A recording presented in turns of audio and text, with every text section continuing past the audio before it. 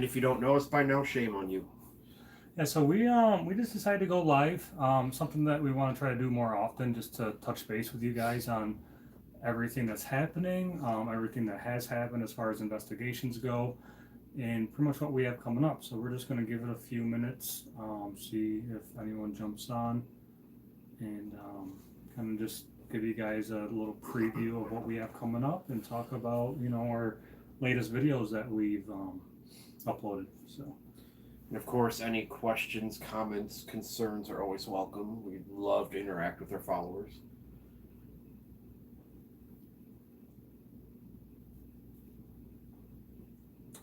What I'm doing here is I have my laptop hooked up over here as well, so that way we can I can see whatever questions you guys may ask over on here, so that way we can answer them. Yeah, so we can actually see. I've seen people do live streams where people are asking questions and they're not being responded to because they don't see them. That's also like too, when we live stream at a location, I like to have it pulled up in case you miss any questions or whatever. Oh, that's the chat right here.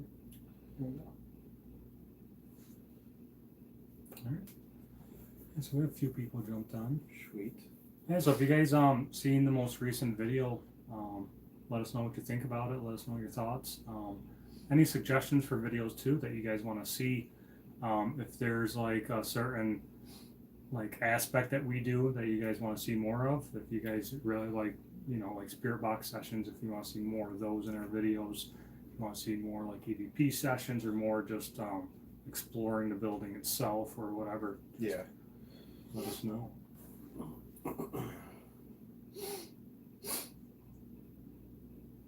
So while we're still waiting for a few people to jump on here, yeah, the last video that we uploaded, well, this not the last one. Last one was the Genesee Falls walkthrough, but the previous video before that was the top 5 caught on camera videos. Yeah. Yeah. So let us know your feedback on those types of videos, because what we plan on doing is, because we have enough investigations underneath our belt now where, we've done a couple dozen authentic, I don't know the word I'm looking for, verified hauntings, I guess you would call it. Legitimate hauntings. Yeah, they're not just abandoned buildings that look creepy that we go into. These are buildings that have a long history. Like we did go to one downstate, and it was a cool building, but it wasn't really it's nothing we'd ever go back to. Yeah. Yeah, so what we try to do is we pulled from, I want to say we've done 16 locations on the Haunted History Trail. We've done about 4 or 5 off the trail. 1, 2. By off the 5. trail, I mean Wilson Castle, Rhode Island, Vermont, Pennsylvania, New Jersey. So at least 5 that I can think of off that. Yeah, so what we're doing is kind of like a top 5 of what we've experienced now. It's not like the other channels where it's top 5 caught on camera from anybody who's ever done an investigation. This is what we've experienced as far as our top 5 moments. And it's pretty much the evidence that we were reviewing and we didn't notice we caught it in the first place, but when we review it, you have an oh shit moment, like, oh shit, what was that? And basic reaction throughout the group is that. So no camera tricks, no nothing, it's just 100% raw. Yeah, and the next video that I plan on doing is top 5 spirit box responses, and then we might do a top 5 EVP responses. And some people may not know the difference, at least the way that I classify it, is spirit box is something that we hear through either the SB11, SB7, or the Hack Shack spirit box, whereas an EVP is strictly a voice that our digital recorder picks up. Yeah. So I think that's a little bit, they're both considered EVPs, but I consider the one through the recorder a little bit different than the spirit box, just because it's a different tool that we're using to. Not only that too, we've had evidence where something comes through the spirit box and you get an EVP that doesn't come through the spirit box. I think we did actually at White Hill Mansion that happened. Something came through the spirit box, and then underneath it there was an EVP catch. Yep. Yeah, so the other thing too was we can always, if we want to get goofy, do a top 5 videos or a top 5 video of top 5 times we scared the shit out of each other. Yeah, that happens quite a bit too. Yeah, usually to me. Yeah, so another thing that we'll talk about briefly, just what we have coming up. I know I talked about this about a month ago, but I think we have added a couple more locations.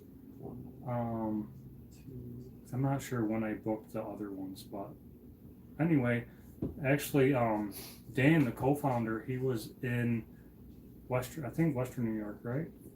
About 3 hours. The area where we normally go. He said he's like half hour, 40 minutes from Wildwood. Okay. Yeah, so Dan was over and he was exploring an old opera house, and he plans on going back next weekend with a couple of people from our crew. So we're still looking for locations that we can do. Anything that has a history of being haunted, even if it's not on the trail itself, if it's something that someone says, hey guys, check this out, we definitely will. Yeah, I mean, while our goal is to complete the Haunted History Trail, we're definitely not going to pass up anything within reason, distance-wise, that is legit haunt that we can find evidence for. Because not only does it give us the ability to make videos for you, the viewers, but it also helps us with the theories that we have that we're trying to prove or disprove as well. Yeah, for sure. So I know Dan plans on going back with more, because this was kind of a, someone mentioned it to him, hey, you guys got to check this out. And then when he went there, he got some activity already. So he plans on going back with some more equipment. Because they were visiting his wife's brother. Yeah. And I guess it just so His happened. family. Yeah, his in-law family, they're like, hey, we got this place, and they went. He said they were there for about 45 minutes in the middle of the afternoon, and got someone got scratched, and got quite a few spirit box responses in the middle of the day. So if we go back and can spend a whole day there, being that it's privately owned, and they already gave us the okay, heavens knows what we could get. I mean, but we know too, we can go. They got this activity. We can go this weekend and get nothing, or we could have, we could hit the Western New York jackpot or whatever. So it's going to be interesting. Yeah, because I'm sure you guys, if you guys have kept up with the channel, when we went to Casey's cottage, we didn't get a ton of activity there. I mean, we got enough where I can safely say, in my opinion, I think there's definitely something there, but it wasn't like off the charts active. Yeah. Same thing with Thompson. I know the Thompson Park vortex is on there, and we didn't get anything. Not saying that people haven't experienced some anomalies there, but in our experience when we went there, there's nothing for certain that we can say, oh yeah, this place is paranormal. So yeah, no. Sometimes you hit it, sometimes you don't. Yeah, and then not to fully discredit the vortex, but after we were there, I believe there's nothing there. But the rumors is that it moves or whatever, and if it is an actual space-time anomaly, we might just not have found it that day. So it is what it is, and everyone's going to have their own opinion about it until there's actual proof one way or the other. Yeah, and that's the thing, is like people are a lot of times they're either skeptical or they believe it. So I mean, I'm sure everybody who's, truly follows it and stuff, they know that you're not going to convince somebody if they're a skeptic anyway, unless something happens to them personally to make them believe. You can show them all the evidence in the world, but if they're not standing in that room or experiencing that voice, something whispers to them or something. Well, it's just like Christian at the Conjuring House. Yeah. He freely admitted that he was 100% skeptical. And then that little kid grabbed his ankle and he realized, oh shit, this is real. And then he broke down with that emotional, not sobbing, but that heavy emotional cry. And, we took him outside, had, smoked a couple cigarettes until he calmed down. And after he calmed down, he straight up said, I did not believe. And then I felt that, and now I do. So... But yeah, like Derek said, we can show you all the evidence we have, but if you're not there, and you're already a skeptic, you're probably still going to be one until you experience something. Yeah, so coming up, so I think Dan and Brad are gonna head up that opera. It was an opera house, right? Yeah. Like a Which theater. is, and I was talking to him today on the phone when he called me, and I know you had mentioned you wanted to do some sort of theater-esque, and I've always wanted to. I mean, going back to the Hollywood shows, at least all of them have at least done one type of theater, Yeah. and they always get activity. Well, it's Hollywood, so they're going to. But as Dan and I were talking, is you have an opera house or theater, whatever presentation is going on there, those actors, especially the ones that are really passionate, pour so much of their energy into their performance. And then if the crowd is really into it, their enthusiasm, their energy, or if it's like a sad production, you know, their sorrow, whatever, all of that, for as long as it was in operation, imprints on the property. So a lot of it could be residual, but Dan did mention they had uncovered a couple accidental deaths in the building. And it's stupid stuff like someone fell off the catwalk. I think one of them was in a balcony leaning over too far and fell out, kind of thing. So while they're not necessarily violent deaths per se, They're unexpected. they're unexpected. So that person might, you know, still be in the balcony watching the show, or that stagehand might still be in the catwalk trying to adjust the lights.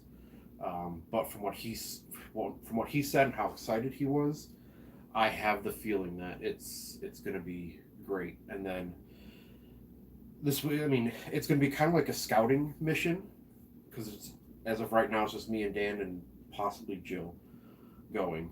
I'm not sure if I think she's going. And if it turns out to be something amazing, it's right in our backyard, pretty much, you know, to go. So we can take the group there and do a full on canvas of the place. So it's going to be hard to get the whole place with just the two of us. Yeah. So I mean, we could do it. It's just going to be a lot of walking and a lot of. I think that's one thing too that our group has to our advantage that some of the other paranormal groups might not have, is we have quite a few like sometimes we have investigations where just a couple people go, but then other times we'll have it where you will have 4 to 8 of us or even 10 of us in a larger location, where we have so many cameras filming at one time, we have so many recorders going on at one time. That's why it takes like over a month to just go through the evidence, let alone edit the video to, you know, present the evidence, because we have a lot of raw material and data to go through. And I think that's why a lot of times we get the EVPs that we do, is because we literally, it's like fishing. If you, the more lines you have in the water, the more apt you are to catch a fish. Yep. So I think that's the same thing with EVPs and stuff like that. Well, I mean, when there's 3 of us in a room and we have a stationary camera, I'm holding a camera, Christy's got a camera, all 3 of us are running recorders. The good thing about it also is you might get something on your recorder and we play everything else back and it's not on anything else. Yeah. Those are the really fun ones, because you can just imagine then that the resident was standing right next to you, talking directly to you, and not just talking to the room. Yeah. So Brad and Dan are going to hit that up next weekend, and then the following weekend, our group is going to a location in Mexico, New York, the Star Clark Tin Shop. Yep. It was a former building of an abolitionist. Yeah, part of the Underground Railroad. Yeah, part of the Underground Railroad. It's a museum now. That's said to be haunted. I've never been there, and it's 40 minutes away from us. So if it's a location that we get a ton of activity in, I mean, it's something that we could routinely go to and check out. And then in August, we have the Bundy Museum, and that's relatively close too. Which is not related to Ted Bundy. A lot of people make that assumption when we tell them about it. Yeah, because it's listed as a Bundy House, even though it's a Bundy Museum. Yeah, so I try to stay away from calling it the Bundy House. Yeah. Because then people may think it was Ted Bundy's residence. Yeah, no, I looked into a little. The family that originally owned it was the Bundys. And the patriarch of the family invented and patented the timekeeping clock, like the old-fashioned punch clocks when you worked. And then his business, can't remember what he named it, but it eventually turned into IBM. Oh, really? Yeah, like it was an international business something or whatever. But yeah, his company is technically the beginning of what is now IBM. And anywhere that you see those old punch clocks, like my first job, we had one of those that worked at KB Toys. It's dating myself. But yeah, old-fashioned punch clock. You put the card in, and millions of businesses around the world still use them, and they're all made by his company. So the museum part is basically the museum of his family and the history of his business before it became what it is now. And I was talking to Brother Frank. I mean, you guys have seen him on some of our videos before, and he's been there. He says it's an awesome place to go visit. Speaking of that, we're also joining up with him in September. We're going back to the Hinsdale House with him.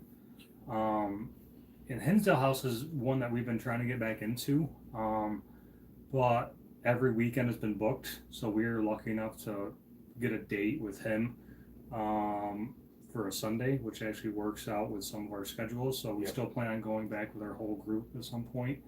But this way, this will kind of, I guess, feed our appetite to go there, because it's one of those houses that just call you back.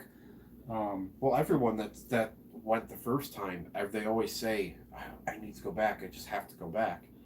And the good thing about collaborating with Brother Frank is he gets some of these locations. Like, we couldn't get Hinsdale for the life of us, and then he calls us and he's like, hey, I got Hinsdale, you want to go? And we're like, who did you kill to get this spot, basically?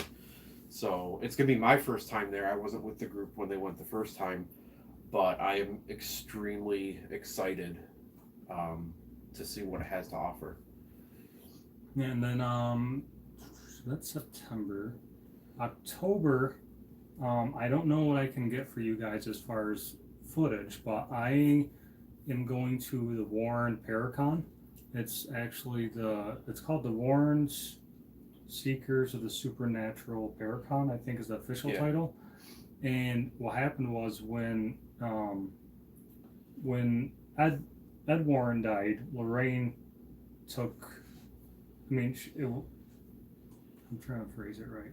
I think her and Tony Spera, which was her son-in-law, they pretty much had control of the occult museum.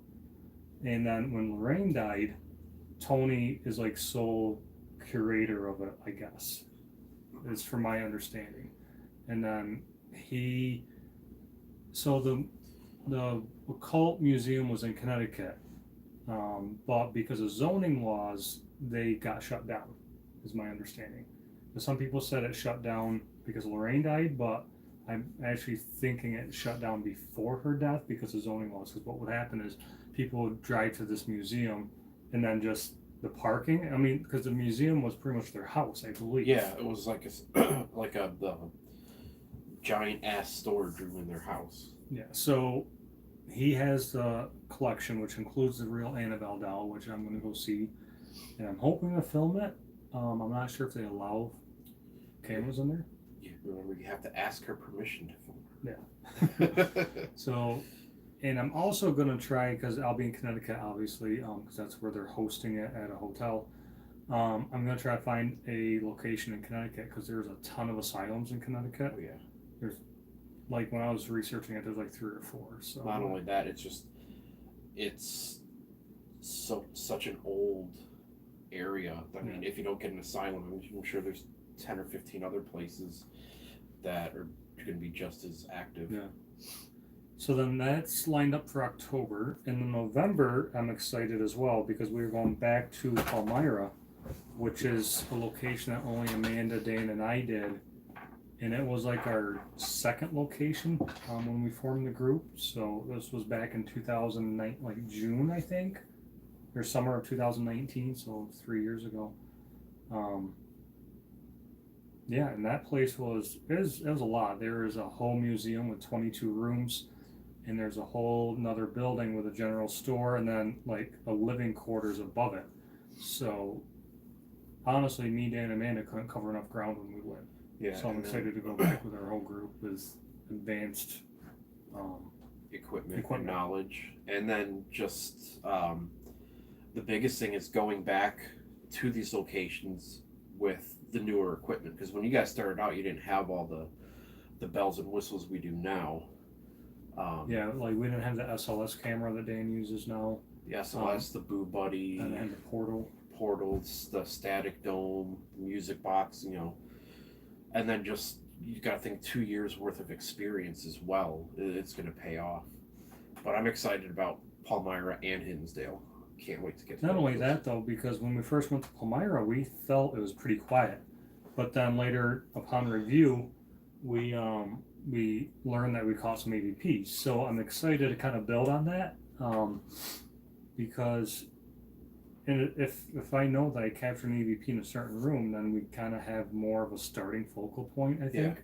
That's the one where your REM pod went off and it said like touch the REM pod. Yeah, right? try the REM pod. Yeah, so we know they They're know what the REM intelligent. pod is. Yeah, they're intelligent. They know what the pod is. So that's definitely something to look into doing quite a bit. Yeah, because like we said, the difference between a residual haunting and an intelligent haunting will make all the difference when it comes to an investigation. Because if you go to a location and it's just a residual haunting, and you don't go at the right time, you may not get anything. Because if like the same spirit walks the halls at, let's say, to be cliche, 3 a.m. every time, Yeah. and you wrap up your investigation at midnight because nothing's happening, but then you leave and that loop is on a timer, so to speak, then you may not get anything. Where intelligent, they'll let you know if they want you to know that they're there. Yeah, or like per usual, to tell us to get out. Yeah. Yeah. So I'm excited working on the new video for you guys for Genesee Falls. If you guys had a chance to watch the walkthrough, I think there's 3 EVPs just in the walkthrough. Yeah. That we've picked up. So the EVPs in the walkthrough versus what we captured during the investigation took a, I guess, vulgar turn, if you want to. Yeah, say. the one that responded to Rob, definitely. Yeah, so I won't throw out any spoilers, but I'm working on that video now. It may be out tomorrow. That's my goal. We'll see how the editing process works. Because like I said, when I say editing, I mean just cutting down a 24 or like a 12-hour investigation into like a 40-minute video for you guys. So when we say editing, we don't mean like doctoring any evidence or anything. No, it's the simplest way to put it is just from all the evidence from everyone's cameras and audio. It's just cut and paste basically. You find the spot in the video with the evidence, match it up to the recorder, which sometimes, depending on how evidence is notated, quite difficult, but then just copy that chunk and paste it. I mean, it's a simple way of putting it, but I mean, the amount of time you put into the videos just... Crystal, when will the next live investigation be? That's a good question. Honestly, I wanted to go live at Hinsdale, which would be in September. But if you guys want to see live investigations, I mean, we can actually do it whenever. Like, as long as people want to see it live, we'll go live. Yeah. Even Star Clark Tent Shop, we could probably go live. And it also depends, too, on the location. If the internet connection is spotty, some locations have Wi-Fi we can tap into. If they don't, we got to go through our cell phone. Some of these locations are off the beaten path, so it depends on if we feel like we can get a good stream to you guys live, we'll do it. So I'll say we will try to go live at the Star Clark Tent Shop at least. And the thing is, well, if we're planning on going live at an That's in actual 2 weeks. Yeah. If we plan on going live at an investigation, we will announce it through the Facebook group.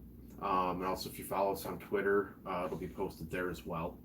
So we'll give you a rough estimate of time, like, hey, we're going live in a half hour or whatever. Yeah, and I did want to try to go live at Hinsdale. I should be able to for at He's- least a portion of it. He's because- got cameras there, right? Yeah. So I would assume, because cameras are all done off a Wi-Fi system. Yeah. Because he doesn't live there, obviously, so he can't monitor it from home. So, in theory, there should be a pretty decent Wi-Fi that we can latch onto. Yeah, and Henningsdale is one of the better known locations. So I do, we will carve out a spot to go live there because we will be there overnight. Yeah. So I want to go live from like Mary's room because that's like the most. There's always like one room in a house that's supposed to be the most active. So I will want to go live there through like a spirit box session or like have a REM pod in there or Yeah. just maybe sit in there alone or something, see what happens. Yeah, because I think live investigations are tricky because I personally, when I see a live investigation, I know if someone's just walking around and there's not a lot going on, like we try to make the live investigations like a focused live investigation, if that makes sense. Like we want to do it live, but at the same time, hopefully capture some evidence live for you guys. That's why we do live spirit boxes Yeah. or live EVP reviews. Yeah, because we don't want it to be 3-hour stream live of you guys just watching us sit around and Or walk setting the up halls. or something like that. So I mean, I won't mind doing live walkthroughs because I know a lot of people like to see the locations themselves. Yeah. So we do try to, do a planned live investigation so that way it's more entertaining for you guys. The other thing too is if you want to see live, if you want to see something specific live, like maybe 50 people do want to see us do a live stream of us setting up or breaking down for whatever reason, or if you want to see us, or if you want to see a specific experiment done live, just let us know. Drop us drop us a comment on this video or do it on the Facebook group when we announce where we're going. And if we can accommodate requests, we 100% will. Yeah, the live stream at the sanitarium was awesome. We appreciate all you guys who watched, you Crystal as well. I know you were pretty much in and out all night watching. And I do want to go back there because that sanitarium is always active. I know Beyond the Grave investigations just went there 2 weekends in a row just because it's opened up and they had a chance to. Well, we've been there 3 times. We went in October, then 6 months later we went in friggin' February, and then we went in June. Yep. Yeah, June 12th. No, yeah, whatever. So we've been there 3 times, and every time we've been there, it's something, and it's something different. First time was more of a male presence. Second time when we went with Frank and Chad and John, it was what we thought was the nursing staff. And then this last time was just the way like our sensor equipment was going off.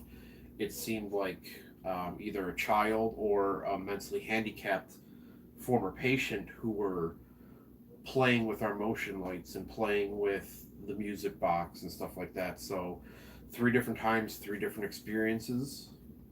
See what happens for a 4th time. And also, like Crystal said, she said it feels like hanging out with friends, to be honest. And it does. Like when we're doing live streaming, it's almost like you can bring an infinite amount of people with you on the investigation. Yeah. That can be additional eyes and ears, because when we're live streaming, we're walking around, we may be focused on one area and you guys hear or see something that we don't pick up on. Well, and the other thing too is a lot of times you don't like the visual things that we showed in the one video.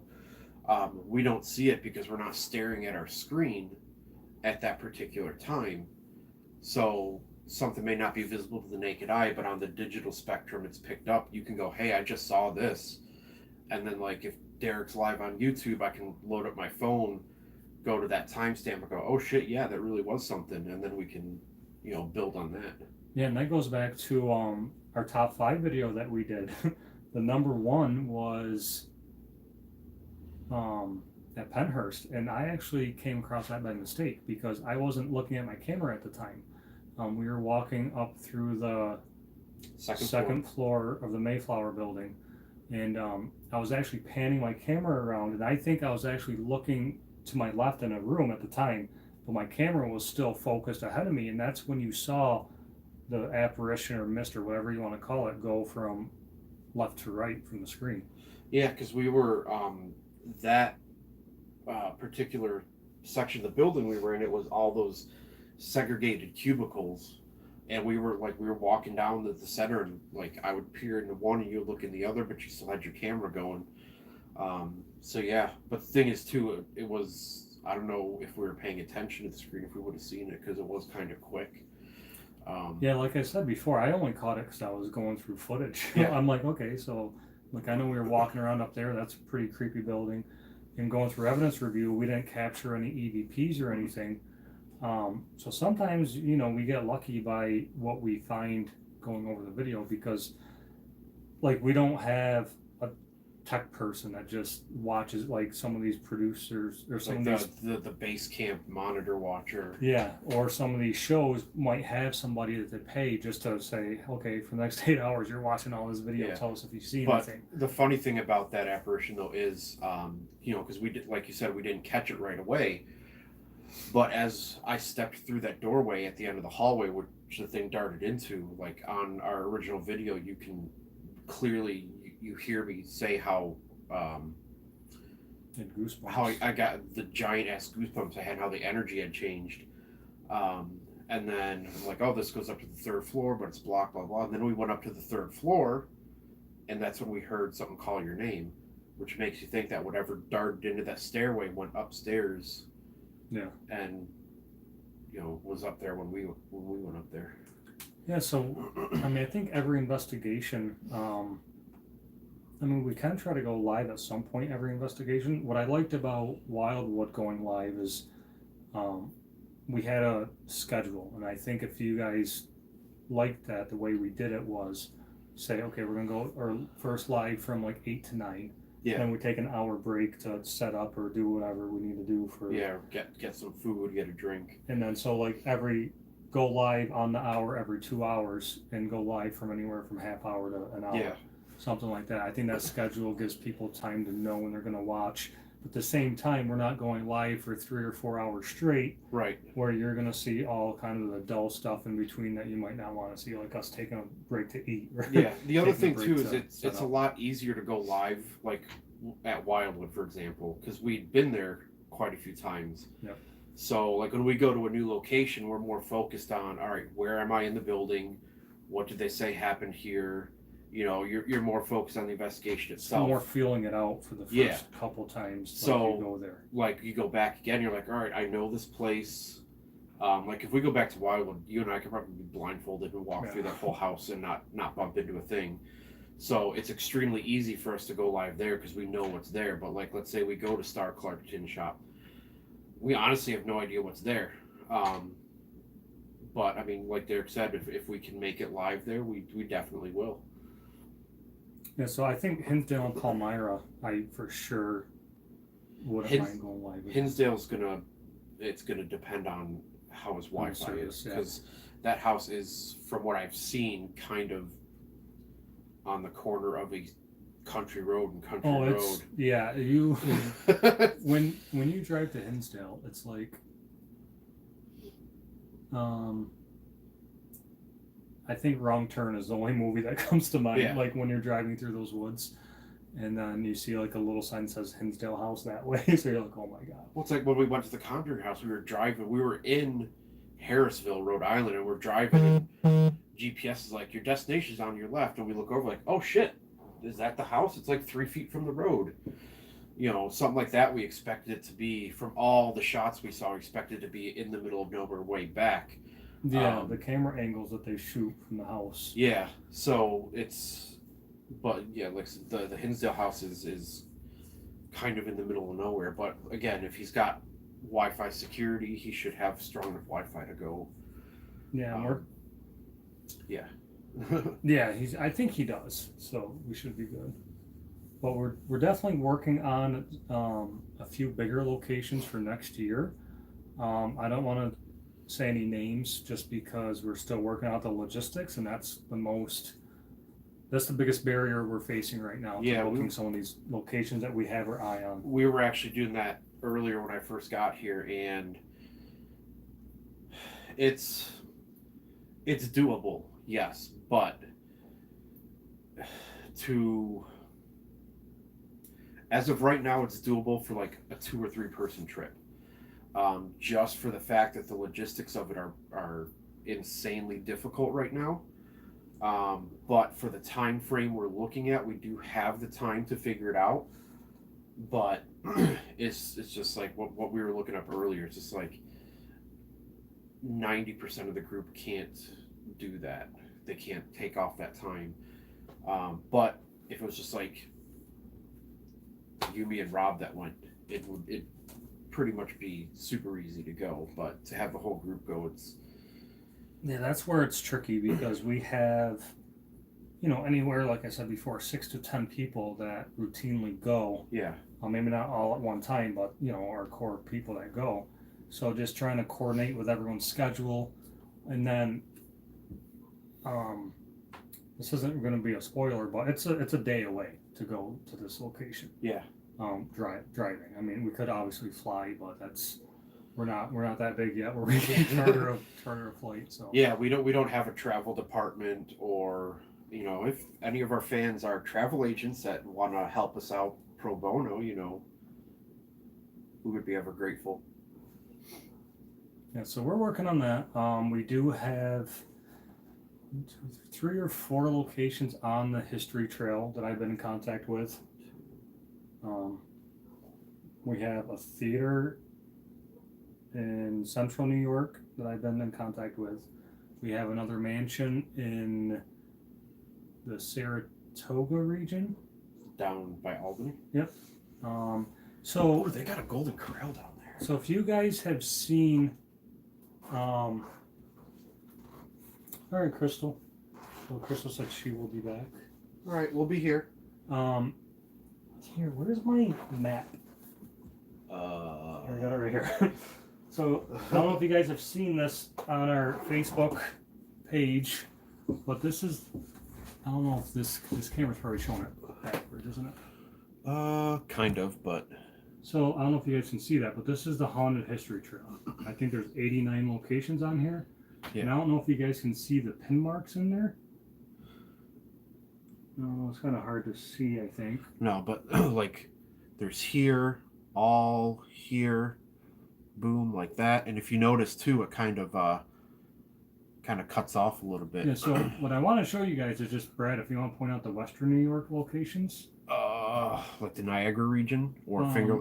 It's like here, far Western New York, this is the Niagara region. Buffalo, Niagara Falls, stuff like that. Yeah, so we've hammered this region pretty good, like all right here. Yeah, this is the Finger Lakes region. So for reference, if you don't know, this is where we are, right where my thumb is. So, like I said, Western New York, we've gotten everything in here. This is the Finger Lakes region. Again, like I said, the Niagara region, which is a higher concentration. But I apologize, guys. I know this is kind of backwards for you, but we have all this region here, which is the Adirondack region, the or what does that say? Yeah, it's the capital Saratoga region, and then the central New York. There's a ton of them. So that's where we're kind of going to focus our investigations on. I think probably next year, because rounding out this year, we're already booked with pretty much throughout the year that the locations that we're going to do for the rest of the year are booked.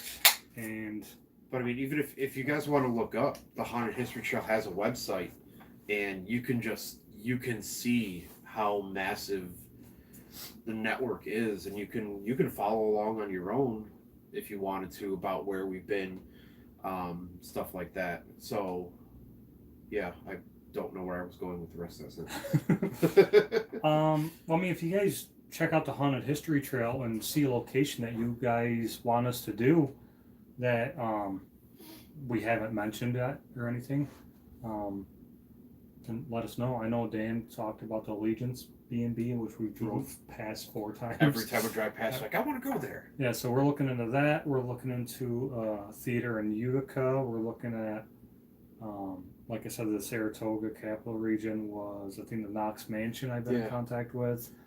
The other thing, too, is like, if you know anything in your local area of New York that's legit, let us know. If it's not on the trail, we can look into doing it.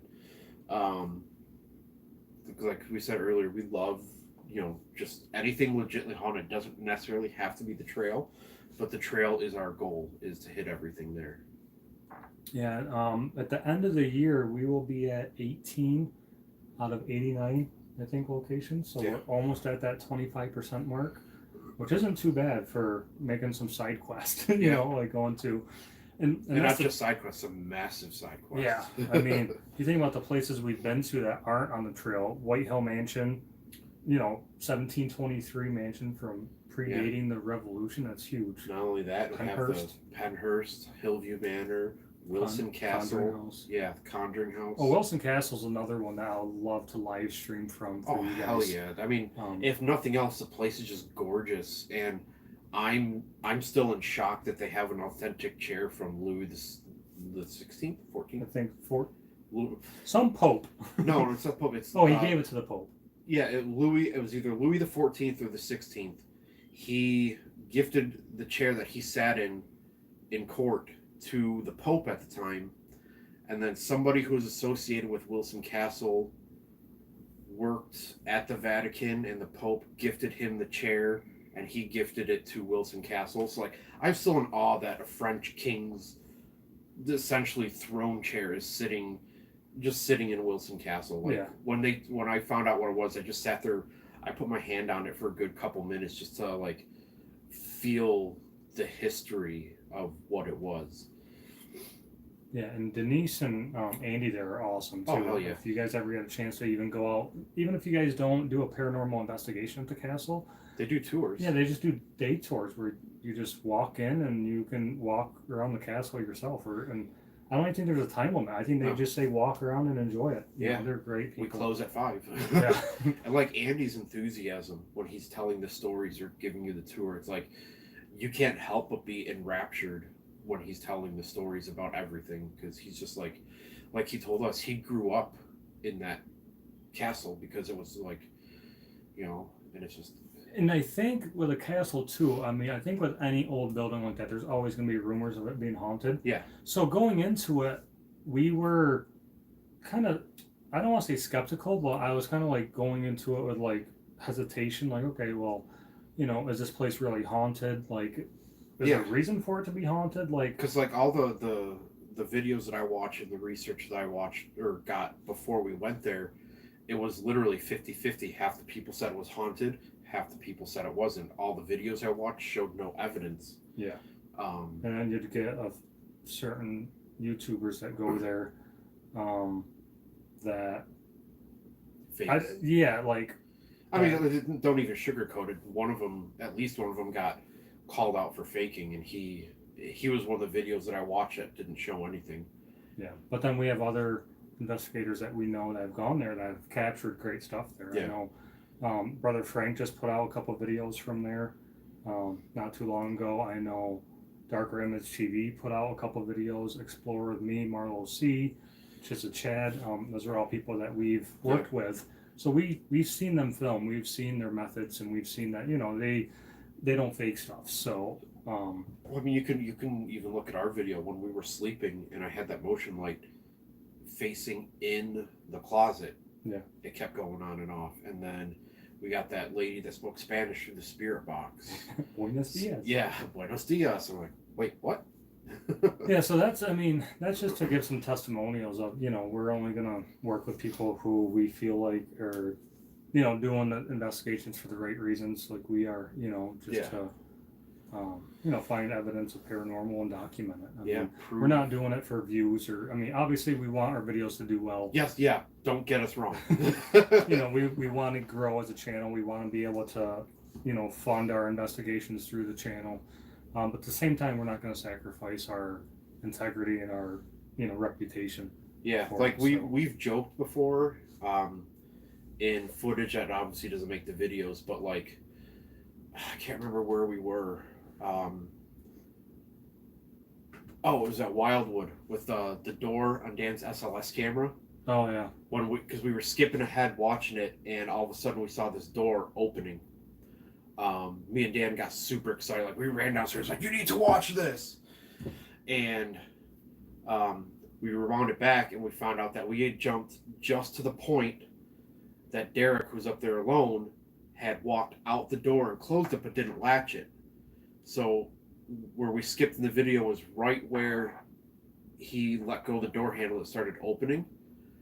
So like me and Dan were kind of heartbroken. I looked over at him like, if we just edit out the fact that Derek walked down the hallway, we could use this as evidence.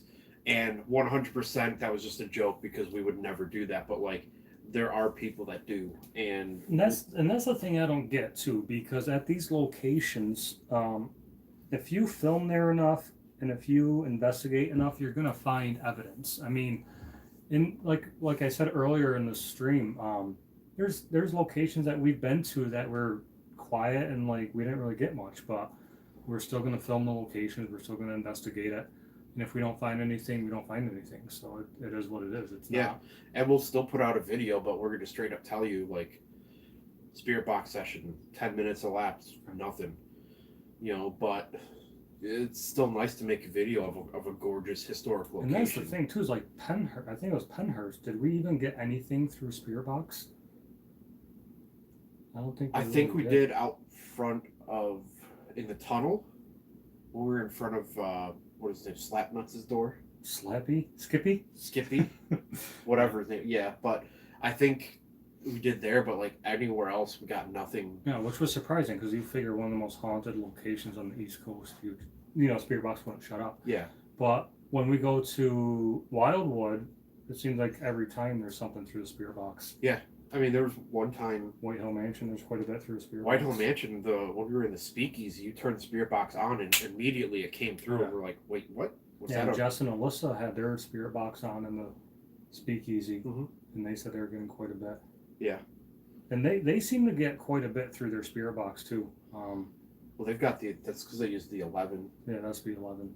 I think it's been acting up on them lately, but we don't know if it's from the locations or if it's, a malfunction with the Spirit Box itself. Well, yeah, because that's a big, complicated Spirit Box. Yeah, it's pretty much, if you guys don't know what an SB11 is, it's pretty much two Spirit Boxes that run at the same time, but one runs forward, one runs backwards. So the chances of you getting radio bleed through are like slim to none. So that's why I actually like that Spirit Box a lot. Yeah, but just looking at it, there's so many switches and buttons. Yeah. Like if I had an SB11, I would have a cheat sheet right next to it, so I knew what did what, or I'd label them with Sharpie or something. Yeah. So I mean, we've talked about what we have upcoming. We talked about the near future, like 2022, what our plans are. So if you guys have any questions about locations that we've done or locations that we have coming up, even comment them in the videos, even if you guys are watching this live stream after it airs a few days from now. Just let us know where you want us to go, and we'll do our best to get there.